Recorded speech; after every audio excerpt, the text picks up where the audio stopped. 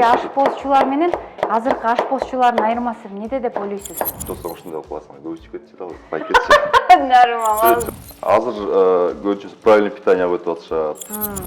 Болду дейм мен. Нариман, мындай өзгөрүш керекмин. Бул мындай болбойт. Ушундан көңүлүм калып калса керек. Жетирсеңби? Сөзгө кошуласызбы? Жок, кошулбайм. Сапожник без сапога.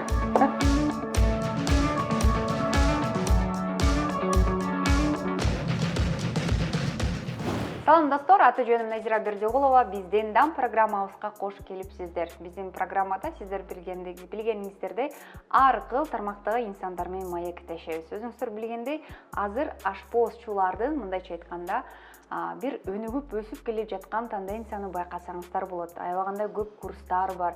Айымдар үйдөн чыкпай эле, мурда билесиздер, буйрутма тамак берет эле. Азыр ушул курстар пайда болуп, үйдө даамдуу тамактарды бышырып калды. Мына ушул тармак менен жан бакса болобу, ийгиликтерди жаратса болобу деген суроого биз атайын дам программасына кыйын мырзабызды чакырып отурабыз. Өзүңүздөр билгендей, буга чейин дагы көптөгөн соц тармактарда өзүн көрсөтүп келген бир топ YouTube каналдарга интервью берген. Менимче биздин маектагы аябагандай кызыктуу. Бул инсанды тааныгандар болсоңуздар, анда бул видеонун астына сөз түрдө жакшы комментарийлерди жазып өтүңүздөр. Жакшы сөз жан эритет, жаман сөз жан кетет дегендей, ушул күркүрөгөн күздө үйүңүздөрдө токчулук, молчулук болсун деген тилек менен көрсөтүүбүздү баштайбыз. Дам программасынын коногу Манаев Нариман мырза. Нариман, кутман күн. Манай жакшы. Жакшы, рахмат. Эң эле алгачкы суроом дегенче эле биздин көрүүчүлөр менен учурашып алыңыз. Анткени канча деген кардарларыңыз сизди көрүп жатат, канча деген үйгө сиз бакыт тартуулагансыз, туурабы? Канча деген инсандарга дасторкон жайгансыз. Бул инсандар сизди көрүп жатат. Саламды бай жолдоңуз. Ассалам алейкум, кыргыз элим. Кандайсыздар, жакшысыздарбы? Кубанычтамын. Нариман мырза, бул сиздин канчанчы көзүңүз деген суроо бергенче бүгүн эмне жасайбыз? Караңызчы, мына ашпозчунун ашканасы кандай? Дүрдүйүм деген мынакетте эме татымдар, жашылчалар. Биз бүгүн болгарский перецтен жасайбыз. Экинчи тамак, биринчи тамак. Двойной крем суп из паприки деп жасайбыз. Сливочный на основе. Потом балык жазылат, форельден балык жасайбыз. Куруйбузбу? Курулат, духовкада бышырса болот, курса болот. Курса болот, абдан жакшы. Кеттик, анда баштайлы. Мен жардам берип баштай берели.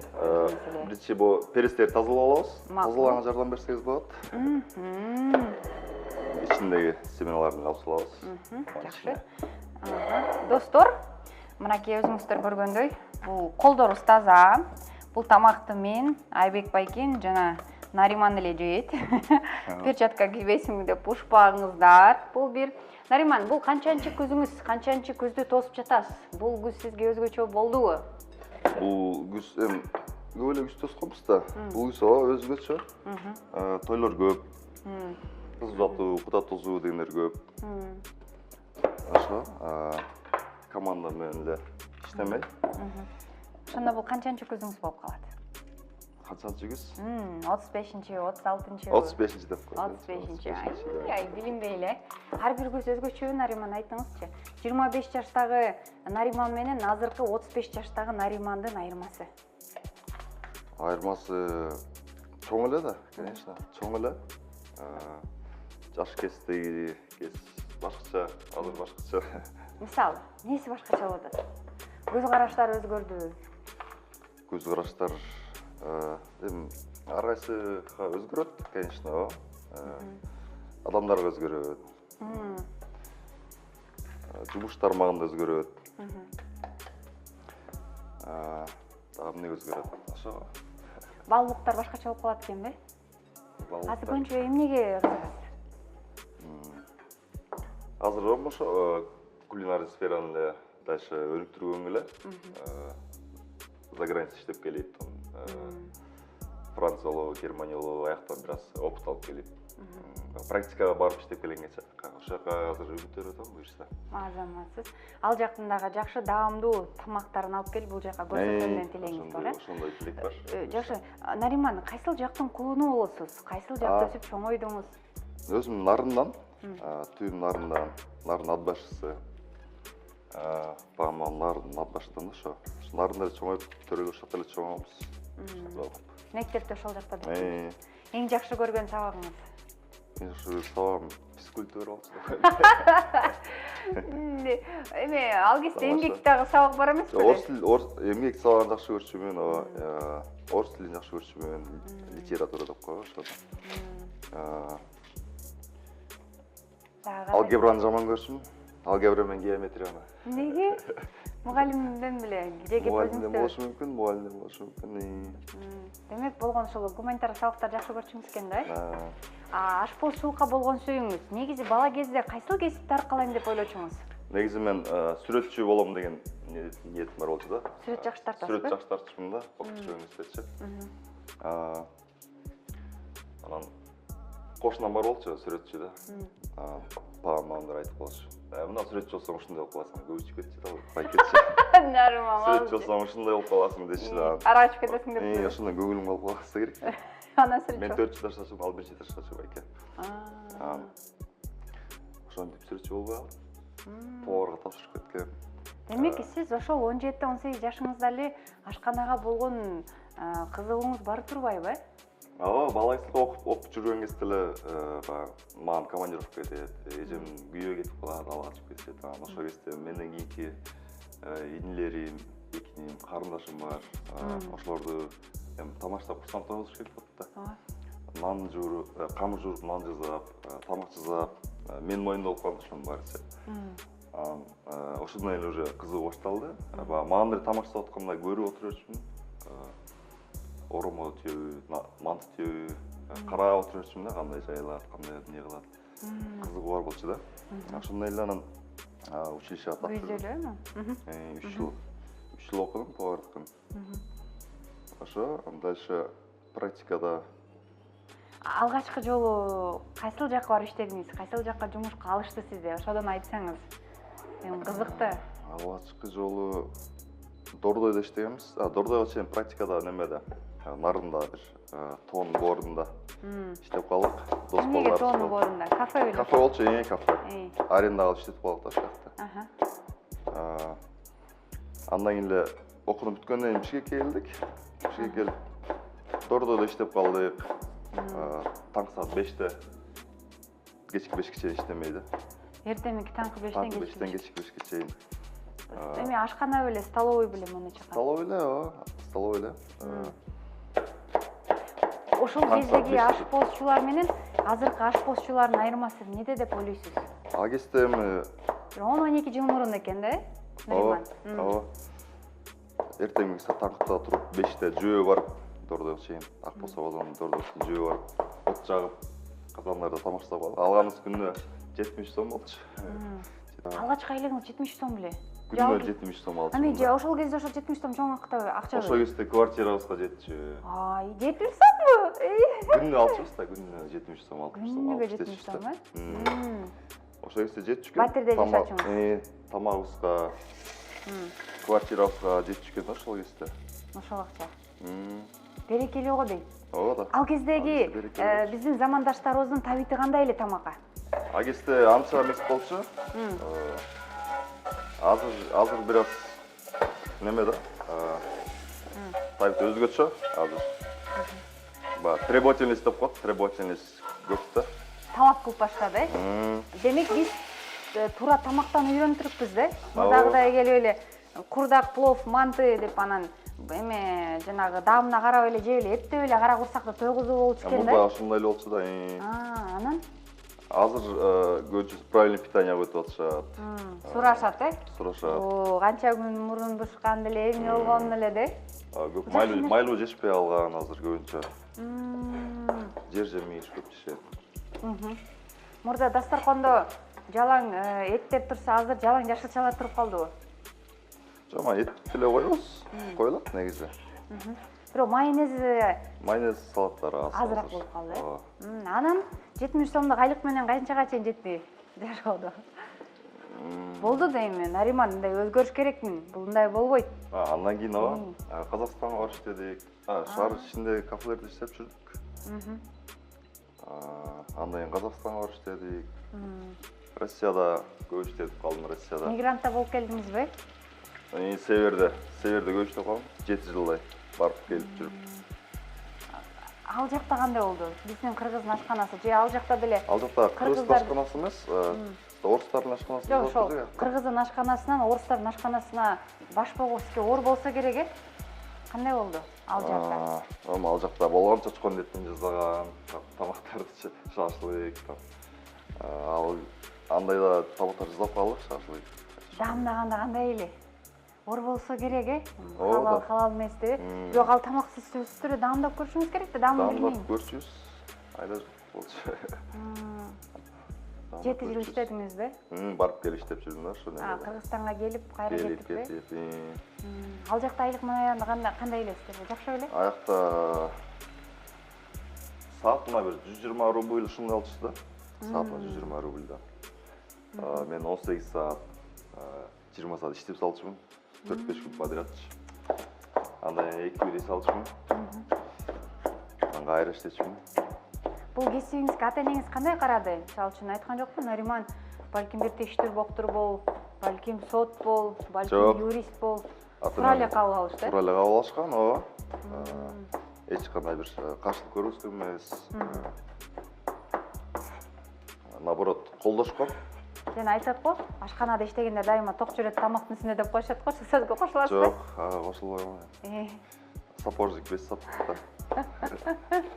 Өз ашка каласыз, тойдо жүрүп. Тойдо жүрүп жетишпей каласыздар да тамак. Үйгө келип тамак ичмей да. Же болсо тойдон чыгып кафеге барып, же шаурма жеп аласыз. Нариман, апаңыз кандай айым, кандай тамактарды жасайт эле? Менчи тамакты дамдуу жасаса керек. Дамдуу жасатчу, ооба. Тамактарды дамдуу жасайт, ооба. Азыр деле жасайт. Ошо кесмеси эсинде да. Постоянно жасап берчү, ошону жасап берчү деп жүрчүбүз. Кесме да манта касканга бышырып, бууга бышырып, кайра кууруп, там подлив менен кууруп берчү да. Ошону аябай жакшы көрчүбүз. Оромо жасап берчү, розочка кылып. Роза манты деп койчу да. Ошону көп жасап берчү, жарко. Көйлө тамактар жасап берчү. Ошо жасап атканда эле карап отурчумун да, кантет, эмне кылат, кантип туурайт, кантип жасайт деп кызыгуу болчу да ошо кезде. Апаңыздын тамшанчы кайсы тамагы? Айыл барганда апа ошол тамакты жасап бериңизчи деп кайсы тамагын сураныңыз? Манты жасайт көп, көбүнчө манты жасайт, оромо жасайт. Айыл барганда? Ошолордун жакшы көрүп жейбиз. Мантысы. Май манты деп. Эмнеге айманты? Жесең майы колдон агат да. Айманты беле? Май манты. Нариман, кайсыл кесипти аркылайт апаңыз? Кайсыл жакта иштечү эле атаңыз? Неме лаборантка болчу. Баягы Союз тарайлык кезинде элеватор деп койчу да, элеватор. Баягы буудай, арпалар келет го, ошолорду текшерип, кайра немеден экспертиза деп коет, ошону өткөрүп, лабораториядан өткөрчү да, экспертизаданчы. Апам ошакты карачок килеген камбаны заводко болчу да. Союз тарабынан эле аяк жоюлуп кетти.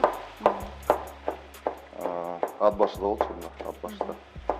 Нарынга которулуп келишти, нарында иштешти. Канча бир туугансыз? Мен 6 бир тууганмын. Ортончусумун да. Улуу, эң улуу эжем. Андан кийин байкем.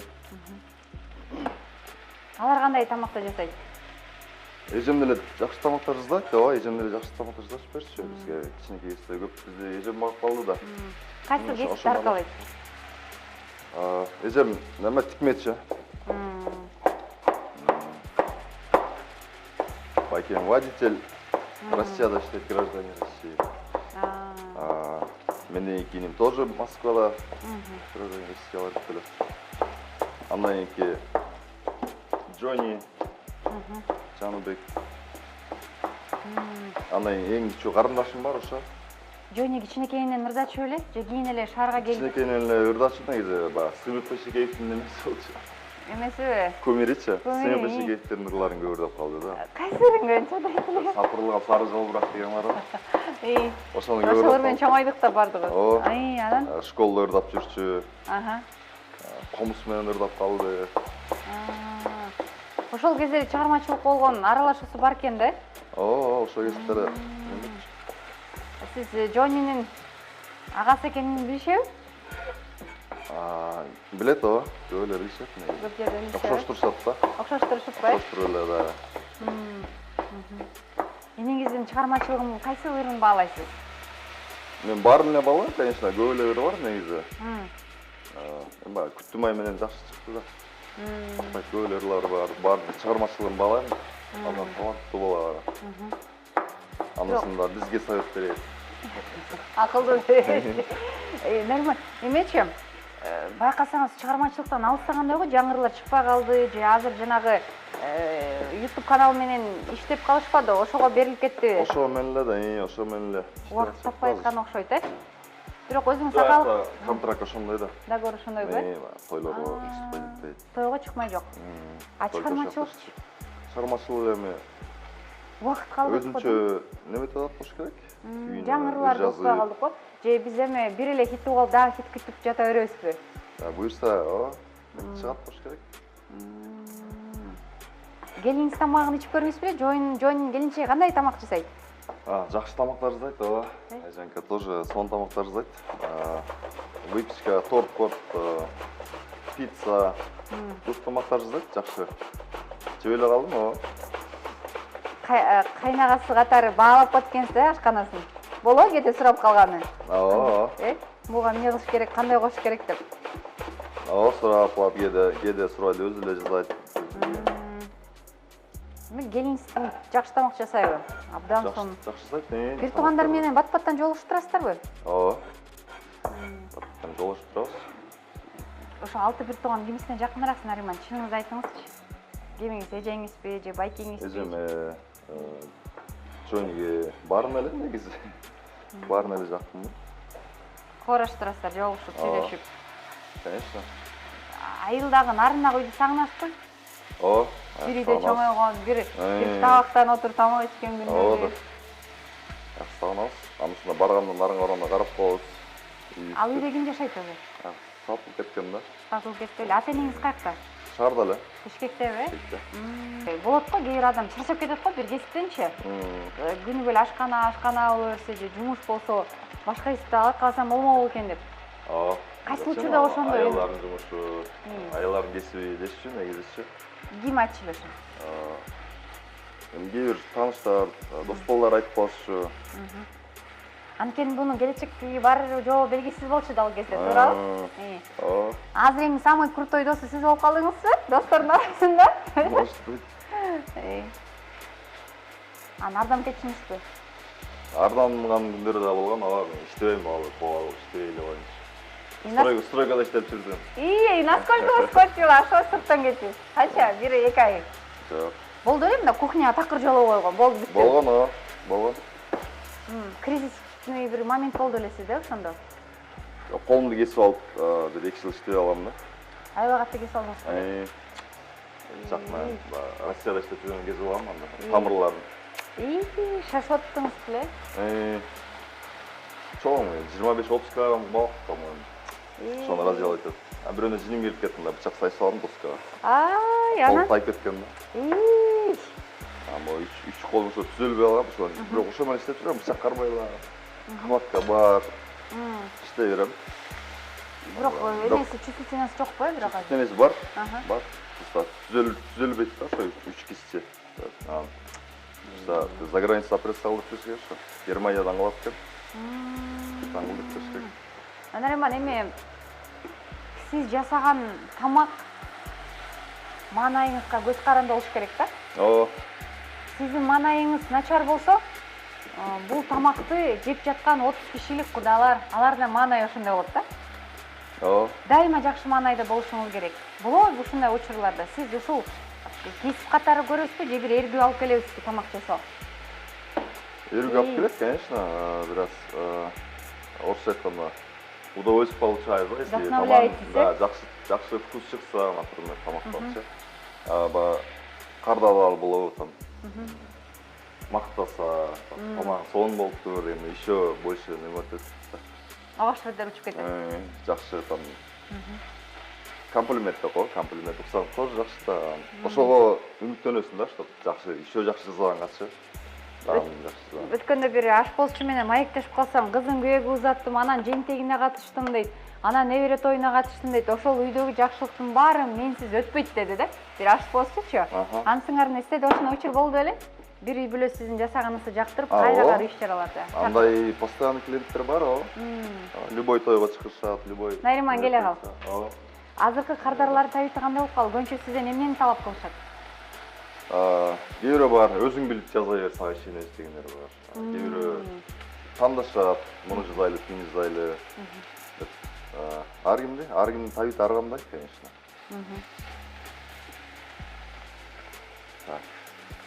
Мынакей биз пиязыбызды, кызыл пияз, сабиз, бул жакта кызыл калемпир, сары калемпир. Сары калемпир, сабиз,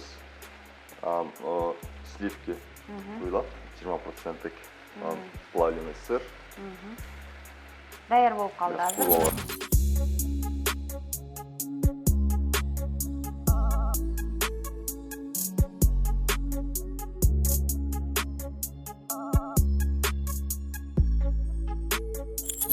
Мынакей биздин сливкибиз кайнап чыкты.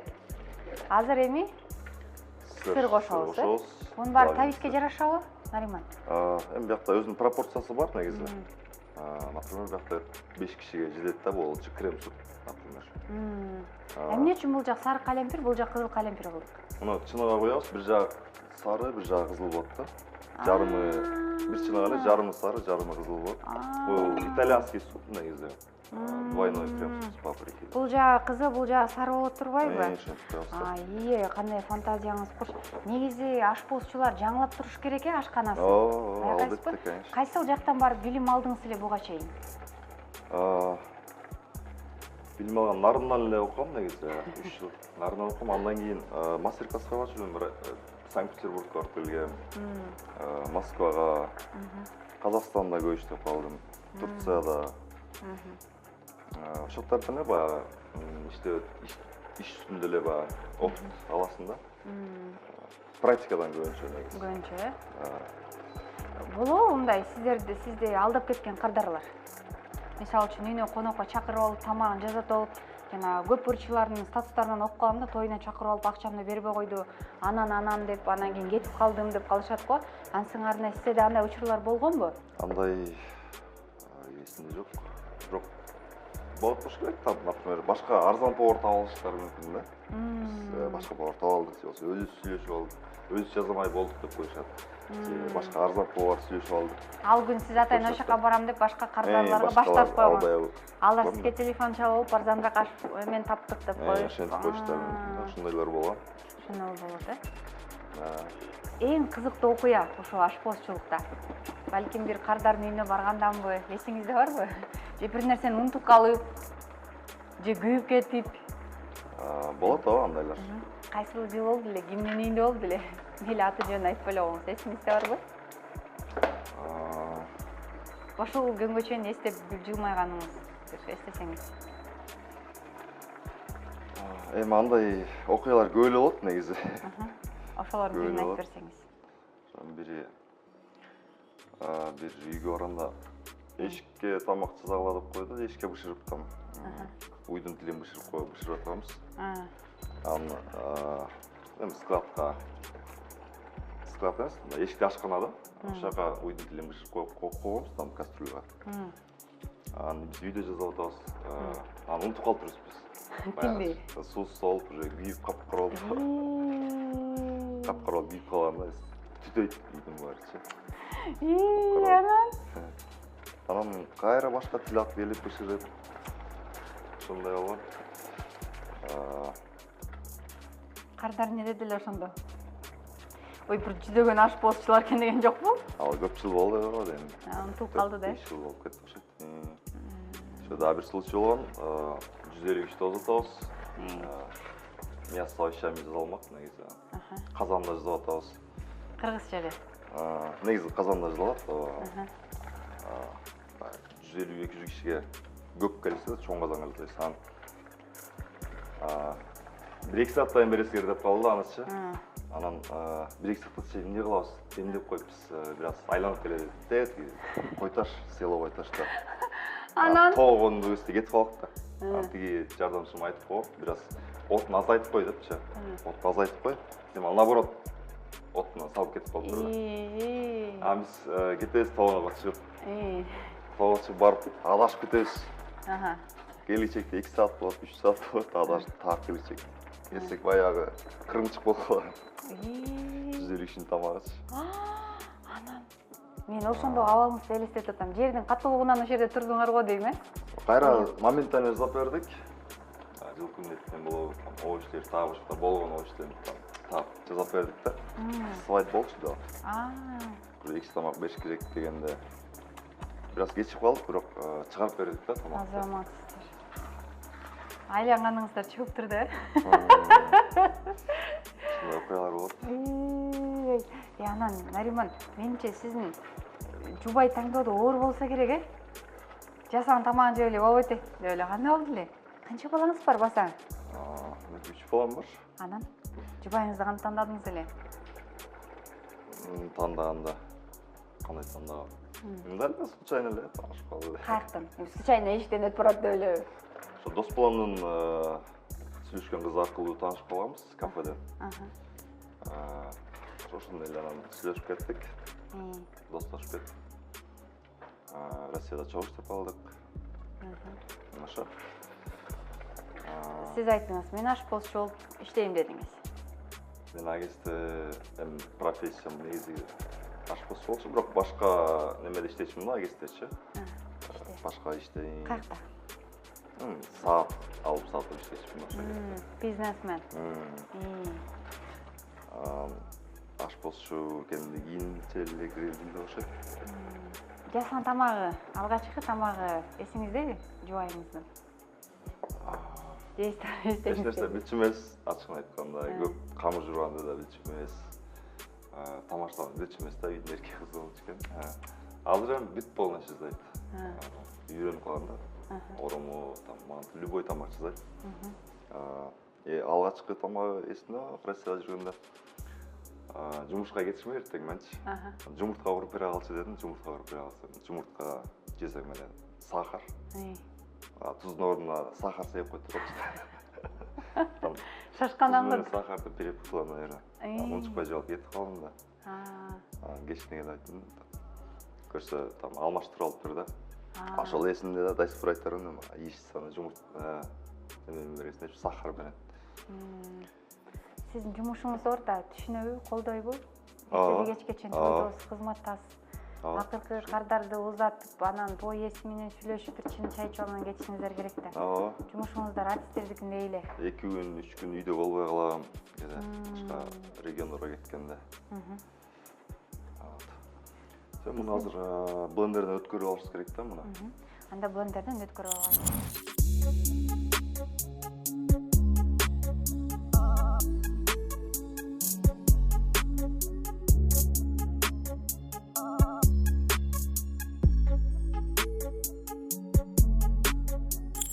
Замандаштар, аты жөнүм Назира Бердиогулова, биз көрсөтүүбүздү улантабыз. Сиздер көрүп жаткан Дам программасы дайыма дамдуу, кызыктуу маектер сиздерге тартуулайт.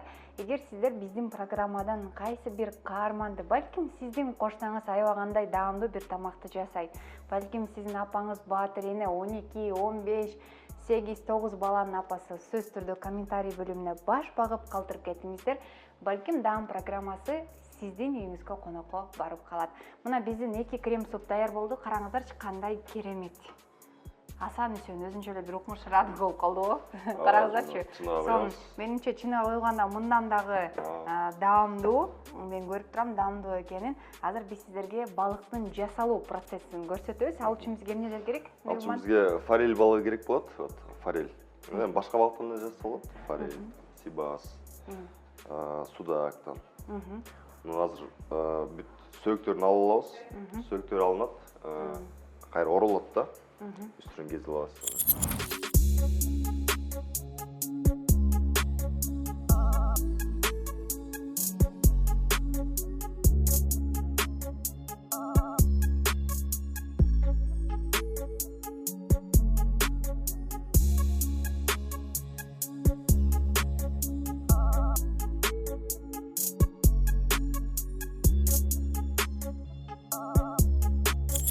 соус алып бир канча биз соус жасап алабыз. Соуска бизге сливки керек болот. Аны жанагы эле сливочный сыр. Аны биз кайнатып алабыз. Например, баарын аралаштырабыз керек, э? Орысша айтканда один к одному деп коет да. Көз өлчөө менен, э? 100 граммга 100 грамм сливка, 100 грамм сыр, да. Сыр керек. Нариман, үйдө ким тамак жасайт? Үйдө Биздин теле-көрүүчүлөргө аябай кызык болот керек. үйдө келинчегим эле жасайт. Өзүңүз мындай баш багасызбы? Мен конок тоскондо эле жасап берем да. Конок тоскондо эле. Бүгүн киши көп келгенде? Конок тозордо эле. Так, үйдүн эле тамагын жей берем. Келинчегиңиздин кайсы тамагын тамшанып жейсиз? Көп эле негизи. Көп эле тамактар жасайт. Даамдуу жасаган тамагы. Макарон. Макарон сонун дейм. Сиздин кайсыл тамагыңызды жактырат? Нариман жасап берерчи деп. Көп эле балыктарды тоже жасап берем. Эттен, ток эттен. Көп эле тамактар жасап берем негизи. Бир эмес 3 балаңыз бар экен, балдарыңыздын арасынан байкадыңызбы мындай бычакты түз кармаган, тамак аралашкан же азырынча көрүнүп элек таланттар? Жок, көрүнө элек. Кичинекей да? Жок, сурап каласызбы, чоңойгондон кийин болосуң деп? Улуу балам, футболист болом дейт кыздарым. 2 кызым. Кичинекей алар 5 жашта, 3 жашта азырынча. Нариман, досторуңуз аябай көп. Достукка болгон мамилеңиз. Кимди дос деп айта аласыз? Ал дос кандай сапаттарга ээ болуш керек? Достун да дос болот деген барбы? Достун да дос болот деген. Достор эле не знаю. Көп эле. Анын арасынан тандалгандар бар. Уже достошпой калгандар да бар.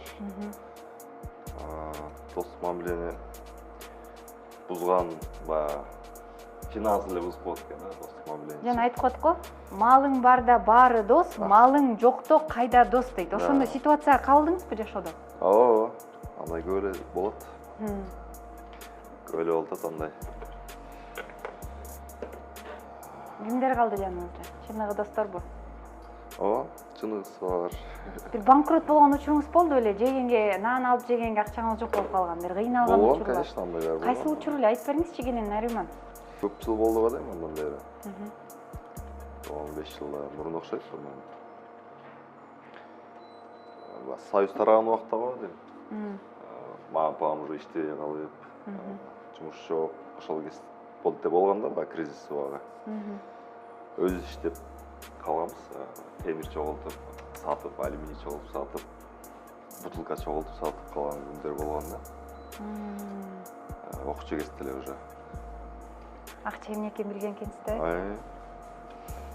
Азыр мындай жашап жүрүш. Ошол кыйналып, акча жок мезгилде Нариман эмнени ойлочу? Иштеш керек деп эле ойлочубуз да.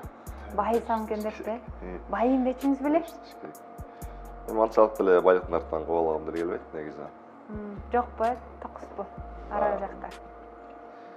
Главное, достаткада жашасак болду да. Главное, намыс болсо, үстү үйүс болсо, ошол эле талтып калам. Бул майыбыз даяр болуп калды. Гарнирге картофель шарики куруп алсак болот. Балыгыбыз куруп эле жебестен кооздук. Айымдар, мына биздин крем суп дагы даяр болду. Келиңиздер чогуу даамдап көрөлү. Двойной крем суп. Бөкөн бирде коюш керек окшойт. Бирде одновременно окшойт.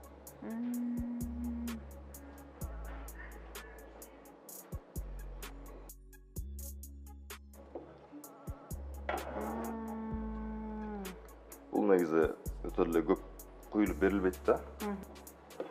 Өтө толтура эмес да, шорпалай кылып берилбейт да негизи. Бул өзү ушундай кою болот, э? Козу карындын немеси бар го, крем супу ошондой болот экен, э? Ооба.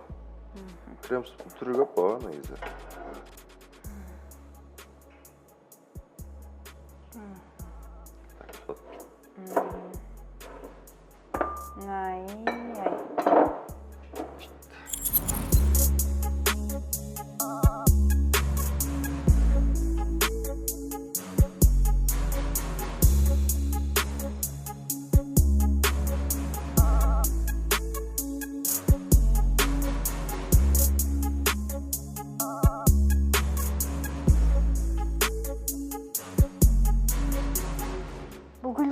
сатып келдиңиз? Булар сатылат негизи. Булар желе турчу гүлдөр булар. Съедобный цветочки деп коет. Кайсы жерде сатылат? Базарда эле сатылат. Овощ сатылган жерде эле. Кандай керемет, карагылачы. Биздин крем суптун үстүнө гүлдөр өсүп калды го. Горох, просто горох деп коет. Жаздын белгиси. Замандаштар, мына бир көрүп коюңуздарчы. Фантазияга бай болуш керек окшойт ашпоозчу. Кооздогонду да билиш керек. Кызыгуу болуш керек. Азыр биздин балыгыбыз дагы бышып калды. Азыр биз балыкты дагы кооздойбуз. Барыңыздарды даамдап көрүүгө чакырабыз.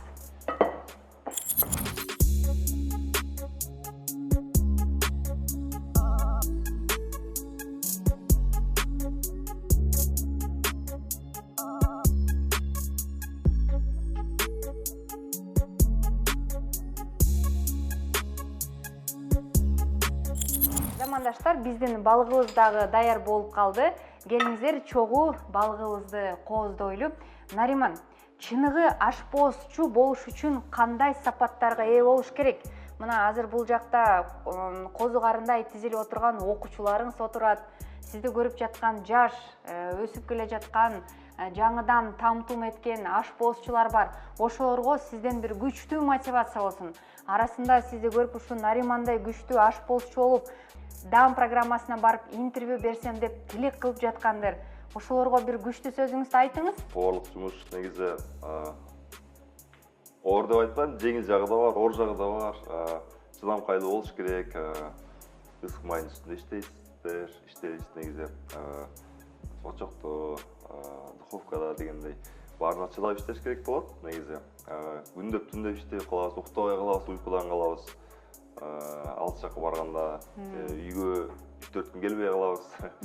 Ар кандай жумушта, ар кандай моменттер болот негизи. Ошонун баарын билим алыш керек, билим алыш керек. Азыр интернет булагында көп эле нерселер бар. Интернет аркылуу көп нерсени билсе болот, үйрөнсө болот. Мастер-класстарга барса болот. Жаңы иштейм деп баштагандарга ошол кеңешим ошол да.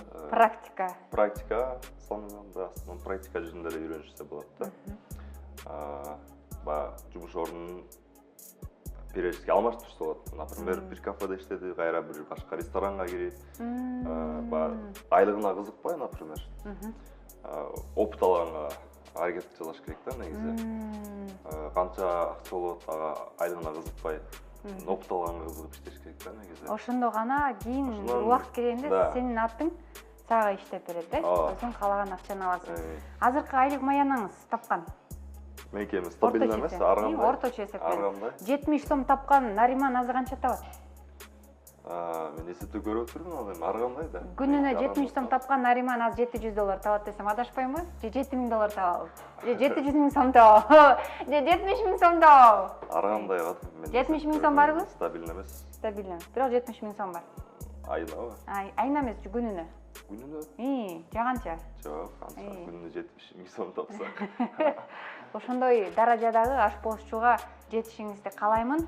Курсак ачты, крем супту даамдап көрөлү, балыктан даамдап көрөлү.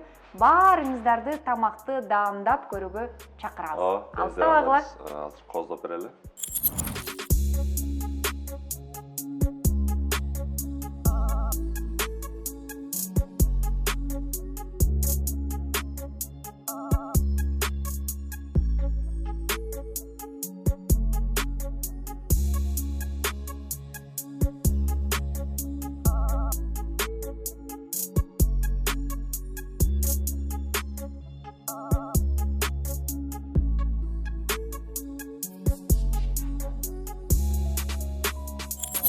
Замандаштар, келиңиздер, биз даярдаган тамакты чогуу даамдап көрүңүздөр.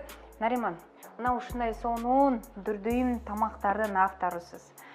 Ушул тамактарды жасалуусун үйрөнөм деген айымдарга кандай кеңеш берет элеңиз? Кайсыл күндөрү сизде курстар болуп турат? Курстун баасын, курс канча күн болот, балким канча ай болот? Сиздин курсуңуздан кийин кайсы бир ресторандарга барып ашпоозчу болуп иштей алабы? Сиздер сертификат бересиздерби? Ушу боюнча айта кетиңиз, мен бул сиздин крем супту даамдап көрөйүн. Тамам, токтолсун. негизи ооба 2 жыл окутабыз. Кухня мира деп коет, либо мир кулинарии деп коет.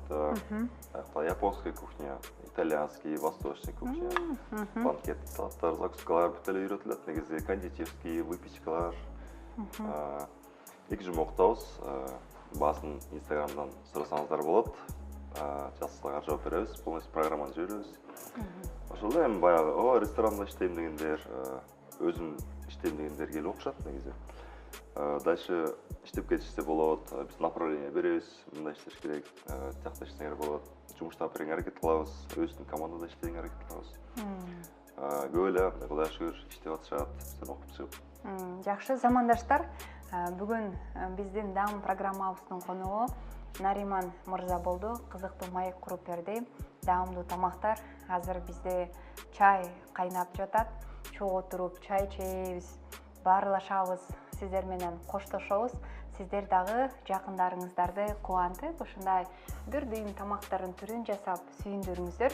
Аты жөнүм Назира Бердиулова, Нариман. Биздин көрүүчүлөргө кыргыз элибиз саламаттыгыңыздар, баарыңыздар аман болуңуздар, тынччылык болсун кыргыз элибизде. Ушундай көрүшкөнчө сак-саламатыңыздар. Ооба, замандаштар, жолугушканыбыз ушундай жакшылыктардын үстүлө болсун. Дам программасынын расмий YouTube каналына катталууну унутпаңыздар. Биздин Instagram баракчаларга катталыңыздар. Кызыктын баардыгы биздин баракчада. Gold Chef студиясына келиңиздер.